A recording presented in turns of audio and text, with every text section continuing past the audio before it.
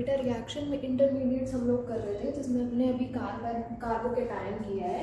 Next reaction intermediate हम move करेंगे जिसमें कार्बन पे माइनस चार्ज होता है। सो कार्बन पे माइनस चार्ज कैसे आया, कार्बन ने माइनस चार्ज कैसे लिया। सपोज बेटा हमारे पास कोई मॉलिक्यूल है CH3Li, ठीक है, ये ब्रेक हुआ in presence of any reagent. Due to presence of this electropositive element it will form CH3 minus and lithium positive. क्योंकि ये इलेक्ट्रोपॉजिटिव है, ये क्या करेगा, हमेशा इलेक्ट्रॉन डोनेट करेगा। तो कार्बन आयन हमारे पास कैसे बना, ऐसे बना। अब ये जो कार्बन आयन है इसने लिथियम का इलेक्ट्रॉन लिया है, तो कोई भी कार्बन आयन जब बनेगा किसी का इलेक्ट्रॉन छीन लेगा, ठीक है बच्चे। तो एक इलेक्ट्रॉन यहाँ पर ये जो बॉन्डिंग में पार्टिसिपेट कर रहा है, ये कार्बन का अपना, दूसरा इलेक्ट्रॉन किसी और का, ये इलेक्ट्रॉन कार्बन का अपना, दूसरा किसी और का, ये इलेक्ट्रॉन कार्बन का अपना, 3 इलेक्ट्रॉन हो गए, और ये वाला चौथा इलेक्ट्रॉन कार्बन का अपना, और ये जो दूसरा इलेक्ट्रॉन इसके पास प्रेजेंट है एज लोन पेयर, ये किसी और का, ठीक है। इसकी वजह से, इस इलेक्ट्रॉन की वजह से, ये जो इलेक्ट्रॉन बेटा हमारे पास आ रहा है यहाँ पर, दूसरे वाला इलेक्ट्रॉन जो इसने किसी और से लिया है, उसकी वजह से यहाँ पर हमारे पास माइनस चार्ज आ जाएगा। तो 3 इसने बॉन्ड बनाए हुए हैं, 2 इलेक्ट्रॉन इसके पास प्रेजेंट है, एक फ्री था इसका इलेक्ट्रॉन, एक इसने किसी और का ले लिया, तो पेयर्ड अप हो गया। तो उस पेयरिंग की वजह से हमारे पास जो ये कार्ब एनायन की स्ट्रक्चर आती है, it is sp3 hybridised. sp3 hybridised है तो पिरामिडल शेप आएगी। पिरामिडल शेप आएगी हमारे पास, ऑक्टेट ऑफ इलेक्ट्रॉन इसका पूरा है 1 2 3 4 5 6, 6 इलेक्ट्रॉन शेयरिंग में, और 2 इलेक्ट्रॉन, एक इसका अपना था 7 और एक इलेक्ट्रॉन इसने किसी से ले लिया 8। ऑक्टेट ऑफ इलेक्ट्रॉन इसका पूरा है, और सारे इलेक्ट्रॉन्स इसके पेयर्ड अप होने की वजह से this molecule is called as diamagnetic in nature, ठीक है। ट्राइवेलेंट कार्बन एटम जिसपे नेगेटिव चार्ज है उसको हम क्या बोलते हैं, कार्ब एनायन। तो बेटा यहाँ पर मैंने एक रफ स्टेबिलिटी ऑर्डर लिखा है। रफ क्यों लिखा है, ऑब्वियसली आप कोई भी मॉलिक्यूल लेकर के आओगे तो वो इस स्टेबिलिटी ऑर्डर में कहीं ना कहीं फॉल कर रहा होगा। तो हमने रफ सिर्फ इसलिए लिखा है कि जो मॉलिक्यूल्स हमसे फेमिलियर हैं, या हम जिन मॉलिक्यूल से फेमिलियर हैं, तो सिर्फ उन मॉलिक्यूल्स के बीच में हम लोग कंपैरिजन पढ़ सकते हैं, ठीक है बच्चे। ऐसा नहीं होगा कि इस विनाइल को मैंने इससे कंपेयर कर दिया है, इसको मैंने इससे कंपेयर कर दिया है, इसको मैंने किसी और से कंपेयर कर दिया। तो कंपैरिजन हमारा कैटेगरी वाइज होता है। ये चीज मैंने आपको पहले भी बताई थी कि एल्काइल को हम फिनाइल से कंपेयर नहीं कर सकते, ठीक है। तो सबसे पहले जो हम कंपैरिजन देखेंगे that will be of alkyl carbon ion. तो एल्काइल कार्बन आयन बेटा हमारे पास होता है CH3 नेगेटिव, ये वाला ऑर्डर हम लोग देख रहे हैं, ये वाला ऑर्डर। तो it is CH3 negative, CH3 CH with negative. ये हो गया बेटा हमारे पास methyl, this is our primary, this is our secondary CH3 CH CH3, this will be CH2 with a negative charge. ये हो गया हमारे पास 2 डिग्री की, जिस कार्बन पे माइनस चार्ज है वो बदले में 2 कार्बन से अटैच है, और ये आ जाएगा बेटा हमारे पास 3 डिग्री। तो अब हमें इसका कंपैरिजन देखना है कि इसमें हमारे पास जो ऑर्डर आएगा वो किस तरीके से आएगा। तो बच्चा जिस कार्बन पे माइनस चार्ज है उसमें देखो क्या क्या अटैच है। तो जिस कार्बन पे माइनस चार्ज है उस कार्बन पे ये 3 मिथाइल ग्रुप अटैच है, दिख रहा है, 3 डिग्री देख रहे हैं हम। तो यहाँ पर क्या है, 3 मिथाइल ग्रुप। और बेटा मिथाइल ग्रुप का नेचर क्या होता है, मिथाइल ग्रुप का नेचर होता है हमारे पास +I इफेक्ट शो करना, ठीक है। तो ये 3 मिथाइल ग्रुप बच्चे क्या करेंगे हमारे पास, यहाँ पर ये 3 methyl group electron density donate करेंगे टू द कार्बन जिससे वो अटैच है। तो यहाँ पर जैसे वो इलेक्ट्रॉन डेंसिटी डोनेट कर रहे हैं टू द कार्बन जिससे वो अटैच है, तो जो कार्बन पे माइनस चार्ज पहले से था उस कार्बन को और इलेक्ट्रॉन दिए जा रहे हैं, तो वो कार्बन पे नेगेटिव चार्ज और बढ़ जाएगा, ठीक है। जब कार्बन की तरफ इलेक्ट्रॉन जाएंगे तो माइनस चार्ज इंक्रीज होगा। तो यहाँ पर +I effect of alkyl group की वजह से क्या हुआ, नेगेटिव चार्ज जो है इंक्रीज हो गया। और बेटा जैसे ही नेगेटिव चार्ज इंक्रीज हुआ तो ये 3 डिग्री की स्टेबिलिटी कम हो गई, ठीक है। सो ये जो 3 डिग्री मेरे पास आ रहा है, this 3 degree is least stable, क्योंकि इस पे 3 ग्रुप ऐसे हैं जो मिलकर उसको पुश कर रहे हैं, उस पे नेगेटिव चार्ज बढ़ा रहे हैं। ठीक है, अब यहाँ पर 2 मिथाइल ग्रुप है, तो 2 मिथाइल ग्रुप और 2 ही प्लस आई इफेक्ट लगेंगे। यहाँ पर 3 थे तो 3 लग रहे थे, 2 है तो 2 लगेंगे, और माइनस चार्ज इसका भी बढ़ जाएगा, लेकिन उतना नहीं बढ़ेगा जितना 3 डिग्री का बढ़ा। तो 2 डिग्री और 3 डिग्री में अगर हम कंपेयर करें तो 2 डिग्री पे माइनस चार्ज कम आ रहा है कंपैरिजन टू 3 डिग्री। सो ये ऑर्डर आ जाएगा, यहाँ पर हमारे पास ये ऑर्डर आएगा, and here we have this. यहाँ पर नो एल्काइल ग्रुप, मिथाइल में कोई भी अल्काइल ग्रुप नहीं है। अगर अल्काइल ग्रुप नहीं है तो इसमें नो प्लस आई इफेक्ट, इसमें कोई भी प्लस आई इफेक्ट नहीं लगेगा। तो जितना माइनस चार्ज था उतना का उतना रहा। 1 डिग्री में थोड़ा सा बढ़ गया due to presence of 1 alkyl group, 2 degree में और बढ़ गया due to presence of 2 alkyl group. तो बेटा जब इसका रीजन आता है ना एक्सप्लेन करने के लिए, तो आप बस ये मत लिखो कि इसमें 2 अल्काइल ग्रुप है या 3 अल्काइल ग्रुप है, आप उसमें ये भी लिखो कि 3 alkyl groups gives 3 plus I effect, due to which minus charge, negative charge on carbon ion increases, and hence it becomes less stable, and hence it becomes less stable। तो वो चीज आपको पूरी एक्सप्लेन करनी पड़ेगी कि वो एल्काइल ग्रुप जो है वो कर क्या रहे हैं एक्चुअल में। तो वो एल्काइल ग्रुप बेटा हमारे पास इसके माइनस चार्ज को बढ़ा रहे हैं। तो ये वाला ट्रेंड हमारे पास, ये वाले मॉलिक्यूल्स हमारे पास क्लियर हो गए कि इनका ट्रेंड इस तरीके से क्यों आ रहा है। ठीक है, नेक्स्ट कार्बन आयन हम देखते हैं।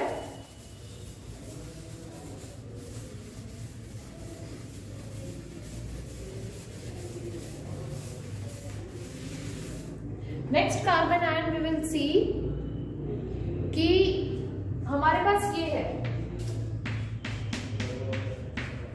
ट्रिपल बॉन्ड वाला कार्बन आयन, डबल बॉन्ड वाला कार्बन आयन, सिंगल बॉन्ड वाला कार्बन आयन। तो बेटा जिस कार्बन पे माइनस चार्ज है उसकी हम हाइब्रिडाइजेशन देखेंगे। तो यहाँ पर कंपैरिजन का फैक्टर अलग होगा, वहां पर कंपैरिजन का फैक्टर अलग था। क्यों? क्योंकि वहां पर सब में कॉमन था अल्काइल ग्रुप, यहाँ पे सब में अल्काइल ग्रुप कॉमन नहीं है। ये सिंगल बॉन्ड से बॉन्डेड है, डबल बॉन्ड से बॉन्डेड है, या ट्रिपल बॉन्ड से बॉन्डेड है। तो जैसे हमारे पास मॉलिक्यूल की स्ट्रक्चर बदल जाएगी, हमारे पास उसके नेगेटिव चार्ज को एक्सप्लेन करने की एक्सप्लेनेशन भी चेंज होते चले जाएगी। ठीक है बच्चे, यहाँ पर कंपैरिजन हम कैसे करेंगे? ये वाला कार्बन देखेंगे, इस वाले कार्बन की हाइब्रिडाइजेशन देखेंगे। ट्रिपल बॉन्ड है तो it is sp, double bond है तो it is sp2, single bond है सो इट इज sp3। अब देखेंगे s कैरेक्टर, यहाँ पर 50% s कैरेक्टर है, यहाँ पर हमारे पास 33% s कैरेक्टर है, और यहाँ पर हमारे पास बेटा 25% s कैरेक्टर है। तो अभी हम लोगों ने पढ़ा था कि s कैरेक्टर जो होता है वो इलेक्ट्रोनेगेटिविटी शो करता है। तो जितना ज्यादा s कैरेक्टर उतना ज्यादा इलेक्ट्रोनेगेटिव हमारे पास कार्बन होगा। तो ये 50% है so it is most electronegative, सबसे ज्यादा इलेक्ट्रोनेगेटिव है। ये 25% है so it is least electronegative carbon. ये सबसे कम इलेक्ट्रोनेगेटिव कार्बन पे माइनस चार्ज प्रेजेंट है, यहाँ सबसे ज्यादा इलेक्ट्रोनेगेटिव कार्बन पे माइनस चार्ज प्रेजेंट है। एंड हमें पता है negative charge on more electronegative element is more stable. जो नेगेटिव चार्ज ज्यादा इलेक्ट्रोनेगेटिव एलिमेंट पे होगा वहां स्टेबिलिटी हमारे पास ज्यादा होगी। तो इसकी स्टेबिलिटी हमारे पास सबसे ज्यादा आ गई, देन इसकी, एंड देन दिस वन। तो ट्रिपल बॉन्ड से बॉन्डेड कार्बन आयन की स्टेबिलिटी सबसे ज्यादा होती है, इसकी उससे कम होती है, और यहाँ पर सबसे कम होती है क्योंकि ये इलेक्ट्रोनेगेटिव नहीं है, ये तो इलेक्ट्रोपॉजिटिव है। और यहाँ पर तो आपको दिख भी रहा है कि यहाँ पर एल्काइल क्या करेगा, इलेक्ट्रॉन डोनेट भी करेगा। ठीक है, यहाँ पर वो वाला काम नहीं होगा बेटा, इलेक्ट्रॉन डोनेशन वाला नहीं होगा, इसीलिए हम इसको प्लस इफेक्ट से नहीं एक्सप्लेन कर सकते। ठीक है, क्योंकि यहाँ एल्काइल है, यहाँ एल्काइल, यहाँ एल्काइल नहीं है, वो इलेक्ट्रॉन डोनेट नहीं कर रहे हैं। ठीक है। तो जो इफेक्ट हमारे पास तीनों चीजों में लग ही नहीं रहा है तो उसके बेसिस पे हम कंपैरिजन भी नहीं करेंगे, ठीक है। ये ऑर्डर आता है कार्बन आयन में, और जब इन्हीं के कार्बोकेटायन बनता है तो वो ऑर्डर हमारे पास चेंज हो जाता है। कार्बोकेटायन के केस में ये सबसे ज्यादा स्टेबल होगा, ठीक है बच्चे। तो ये हमारे पास कहाँ कहाँ प्रेजेंट है ग्रुप्स, ये सबसे ऊपर है, सबसे ऊपर मतलब सबसे ज्यादा स्टेबल यही है, क्योंकि ट्रिपल बॉन्ड वाला कार्बन हमारे पास अगर उस पर माइनस चार्ज है तो वो सबसे ज्यादा स्टेबल है, इलेक्ट्रोनेगेटिव होता है। सेकेंड ये रहा हमारे पास, इसका कंपैरिजन किया, एंड थर्ड ये रहा हमारे पास, इसका कंपैरिजन किया। तो इन तीनों में कंपैरिजन हमने ये किया, लेकिन ऐसा नहीं है कि इनके बीच में कोई भी एलिमेंट नहीं आएगा, इनके बीच में एलिमेंट डेफिनेटली आएंगे। हम क्या करते हैं, हम फ्रैगमेंट्स में बता देते हैं, उसके बाद एक रफ ऑर्डर बच्चों को लिखवा देते हैं, और उस रफ ऑर्डर के बेसिस पे बच्चे उसको याद कर लेते हैं। अदरवाइज वो क्या करेंगे, पहले ये पढ़ लिया उन्होंने, फिर ये पढ़ लिया उन्होंने, कहेंगे ये बीच में CH3 माइनस कहाँ से आया। तो पहले मैंने रफ ऑर्डर आपको बता दिया, उसके बेसिस पे हम उसकी एक्सप्लेनेशन कर रहे हैं फ्रैगमेंट्स में कि कौन से एक्सप्लेनेशन हमारे पास कौन से टाइप ऑफ सिस्टम्स में लगेंगे। अब जैसे यहाँ पर देखेंगे हम pH whole thrice C negative, pH2 CH negative, pH CH2 negative. तो बच्चे यहाँ पर हमारे पास रेजोनेंस लग रहा है, ठीक है। तो यहाँ पर जो स्टेबलाइजेशन हो रही है that is on the basis of resonance. अब रेजोनेंस हम यहाँ पर तो नहीं लगा सकते ना कि इसको मुझे अगर इससे कंपेयर करना है तो मैंने रेजोनेंस लगा दिया दोनों में, अरे इसमें तो रेजोनेंस हो ही नहीं रहा, तो हम इसकी स्टेबिलिटी रेजोनेंस के बेसिस पे बताएंगे ही नहीं, ठीक है। तो this is our rough stability order. Rough का मतलब है कि इसमें बीच में और भी ज्यादा मॉलिक्यूल हमारे पास आ सकते हैं, ठीक है। तो अब हम ये वाला ऑर्डर करते हैं, pH3 Ce negative, pH2 CH negative, pH CH2 negative. तो जो भी चीज नेगेटिव चार्ज को कम कर रही है वो उसको स्टेबल करेगी, जो भी चीज नेगेटिव चार्ज को बढ़ा रही है वो उसको अनस्टेबल करेगी। तो वहां पर कार्बन आयन हमारे पास अनस्टेबल हो जाएगा। तो नेक्स्ट ऑर्डर में हम लोग देखेंगे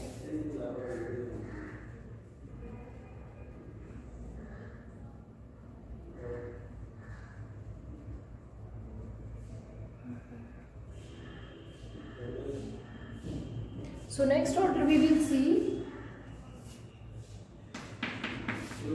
pH whole thrice C with negative charge, pH whole twice CH with negative charge, pH CH2 with negative charge। ये बेंजाइल है, ठीक है। तो ये मेरे पास हो गए C पे माइनस चार्ज, यहाँ पर बेंजीन रिंग,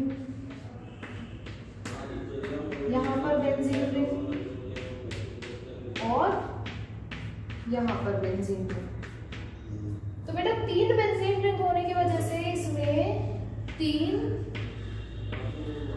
रेजोनेंस इफेक्ट लगेंगे, और नेगेटिव चार्ज है, नेगेटिव चार्ज है तो minus charge towards benzene ring जाएगा। तो minus charge benzene ring minus charge को क्या कर रही है, अपने ऊपर लेकर के जा रही है। तो अगर बेंजीन रिंग माइनस चार्ज को अपने ऊपर लेकर के जाएगी तो negative charge get disperse, negative charge फैल जाएगा। अगर नेगेटिव चार्ज फैल गया तो वो ऑटोमेटिकली कम हो जाएगा। तो नेगेटिव चार्ज जैसे कम हुआ, एक जगह पे इकट्ठा नहीं हो रहा, मूव कर रहा है। तो नेगेटिव चार्ज जैसे इस कार्बन पे कम हुआ due to presence of 3 rings, so it become most stable, ठीक है। 3 से ज्यादा बेंजीन रिंग तो किसी में लगी ही नहीं है ना। तो ये जब हमारे पास 2 का कंपैरिजन करेंगे तो यहाँ पे 2 रेजोनेंस इफेक्ट लगेंगे,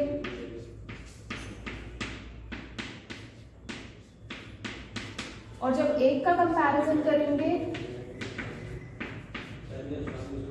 तो यहाँ पर 1 रेजोनेंस इफेक्ट लगेगा, ठीक है। तो यहाँ पर ये मोस्ट स्टेबल और ये लीस्ट स्टेबल इन तीनों के कंपैरिजन में, ठीक है। तो ये most stable and this is least stable. तो ये बेटा हमारे पास जो ऑर्डर है ये क्या आ जाएगा, ये ऑर्डर जस्टिफाई हुआ यहाँ पर। तो तीनों में हमारे पास रेजोनेंस से हमने क्या किया, उसको एक्सप्लेन कर दिया कि बेंजीन रिंग क्या करेगी, उस नेगेटिव चार्ज को चारों तरफ फैला देगी। तो जितनी ज्यादा बेंजीन रिंग प्रेजेंट है उतना ज्यादा वो नेगेटिव चार्ज डिस्पर्स हो जाएगा। तो कोई चार्ज किसी चीज पे इकट्ठा हो रहा है तो वहां पर उसका इफेक्ट ज्यादा होगा, कोई चार्ज डिस्पर्स हो गया है तो उसका इफेक्ट हमारे पास कम हो जाएगा।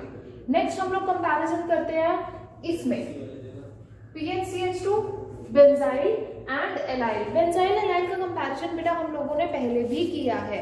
बेंजाइल और एलाइल का कंपैरिजन हम लोग पहले भी कर चुके हैं।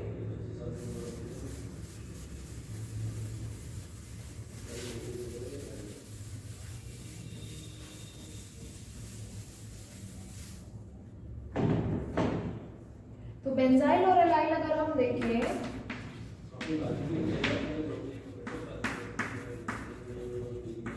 तो बेटा ये बेंजाइल है, C के ऊपर माइनस चार्ज, और ये एलाइल है CH2 double bond CH single bond CH। Same reason आएगा, दोनों में रेजोनेंस लग रही है। रेजोनेंस अगर लग रही है तो इसमें 5 रेजोनेटिंग स्ट्रक्चर बनेंगी और इसमें 2 रेजोनेटिंग स्ट्रक्चर बनेंगी, जो हमने लास्ट टाइम बनाकर भी दिखाई थी कार्बोकेटाइन में। अब यहाँ पर अगर आप बनाना चाहते हो तो ये नेगेटिव चार्ज यहाँ जाएगा और ये बॉन्ड यहाँ शिफ्ट हो जाएगा। तो एक रेजोनेंस स्ट्रक्चर तो ऑलरेडी ये थी और दूसरी रेजोनेंस स्ट्रक्चर हमारे पास आ जाएगी CH2 with minus charge single bond CH double bond CH। तो 2 रेजोनेंस स्ट्रक्चर आ गए, तीसरी इसकी पॉसिबल नहीं है। तो वो 2 रेजोनेंस स्ट्रक्चर हमारे पास यहाँ है। यहाँ पर 5 रेजोनेंस स्ट्रक्चर आएंगे। कैसे आएंगे? ये बॉन्ड हमारे पास यहाँ शिफ्ट होगा एंड देन ये वाला बॉन्ड जो हमारे पास इधर प्रेजेंट है यहाँ पर, ये बॉन्ड हमारे पास यहाँ शिफ्ट हो जाएगा और उसके बाद इसको हम रेजोनेंस करते रहेंगे। तो यहाँ पर 5 रेजोनेटिंग स्ट्रक्चर आएंगे and we know that more the number of resonating structure more is stability। जितनी ज्यादा रेजोनेंस स्ट्रक्चर हमारे पास बनेंगी उतनी ज्यादा हमारे पास स्टेबिलिटी होगी। तो बेटा ये हमारे पास ये वाला ऑर्डर भी हमारे पास कंप्लीट हो गया। अब C6H5 के ऊपर अगर माइनस चार्ज आ जाए, C6H5 का मतलब है कि ये वाला, इसके ऊपर अगर यहाँ पर माइनस चार्ज आ गया, कार्बन नहीं है यहाँ पर, बेंजाइल नहीं है, तो ये वाली चीज बेटा हमारे पास कम स्टेबल होती है। क्यों कम स्टेबल है ये वाली चीज? क्योंकि ये एरोमेटिसिटी को डिस्टर्ब कर देती है, मतलब बेंजीन रिंग को डिस्टर्ब कर देती है। तो ये इसीलिए हमने C6H5 को इन सब के बाद में लिखा है। ठीक है, तो ये वाला हमारे पास कार्बन आयन पोर्शन कंप्लीट होता है। कार्बन आयन के बाद we will see carbon free radical, जो फ्री रेडिकल हमने पहले भी छोड़े हुए थे। सो कार्बन आयन के बाद हम लोग देखेंगे carbon free radical which is our third reaction intermediate.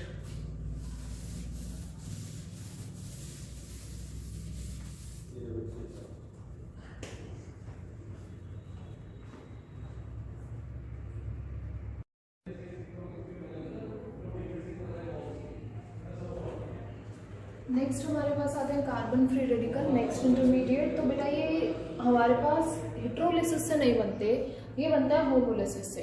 ये चीज हमने पहले भी पढ़ी है कि होमोलिसिस का रिजल्ट ही हमारे पास फ्री रेडिकल आता है। ठीक है, तो एक चीज याद रखना, यहाँ पर होमोलिसिस का रिजल्टेंट है ये, तो inductive effect, resonance effect, electromagnetic effect, तीनों में से कोई भी इफेक्ट इस पे काम नहीं करेगा। ठीक है, तो इसकी स्टेबिलिटी हम कभी भी इंडक्टिव इफेक्ट, इलेक्ट्रोमैग्नेटिक इफेक्ट या रेजोनेंस से एक्सप्लेन नहीं करेंगे। ठीक है बच्चे, तो कार्बन फ्री रेडिकल होते क्या है, कैसे बनते हैं, कैसे हम इसको देख सकते हैं। तो कार्बन फ्री रेडिकल बेटा हमारे पास होता है कार्बन 3 बॉन्ड बना रहा होगा, 4 वैलेंस इलेक्ट्रॉन होते हैं ना, चौथा वैलेंस इलेक्ट्रॉन हमारे पास यहाँ पर होगा। As it is sp2 hybridised, तो एक p ऑर्बिटल जो अनहाइब्रिडाइज्ड रह गया, क्योंकि p में 3 ऑर्बिटल होते हैं, तो उस p ऑर्बिटल में हमारे पास एक इसका फ्री इलेक्ट्रॉन बचा हुआ होगा।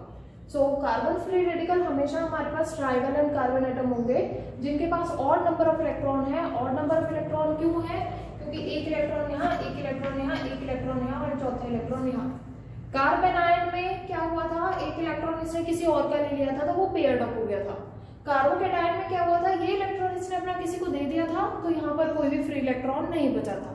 तो फ्री इलेक्ट्रॉन अगर हमारे पास मॉलिक्यूल में प्रेजेंट होता है जो अनपेयर्ड इलेक्ट्रॉन है, तो मॉलिक्यूल हमारे पास पैरामैग्नेटिक आता है नेचर में।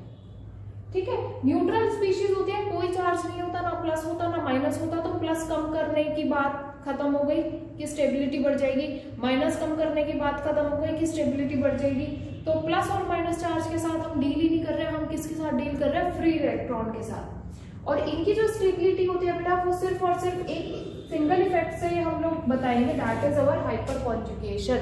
तो अगर स्टेबिलिटी ऑफ फ्री रेडिकल आएगी कभी भी, तो स्टेबिलिटी ऑफ फ्री रेडिकल हम सिर्फ हाइपर कॉन्जुगेशन से ही बताते हैं। तो हाइपर कॉन्जुगेशन हमारा नेक्स्ट टॉपिक होगा जिसको हम पढ़ेंगे, और तब ये स्टेबिलिटी ऑर्डर हम लोगों को बिल्कुल क्लियर हो जाएगा, बिल्कुल ही डिफाइन हो जाएगा।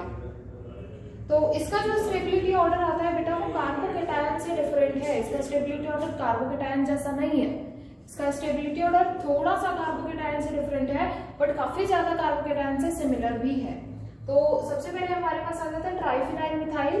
ट्राइफिनाइल मिथाइल हमारे पास हो जाएगा PH3C with free radical, then PH2CH with free radical, then we have allyl. Allyl बेटा हमारे पास क्या हो जाएगा CH2CH विद फ्री रेडिकल, ठीक है। देन हमारे पास है benzyl PHCH2 with free radical, ठीक है। तो देखो यहाँ पर एलाइल पहले आया और बेंजाइल बाद में आया।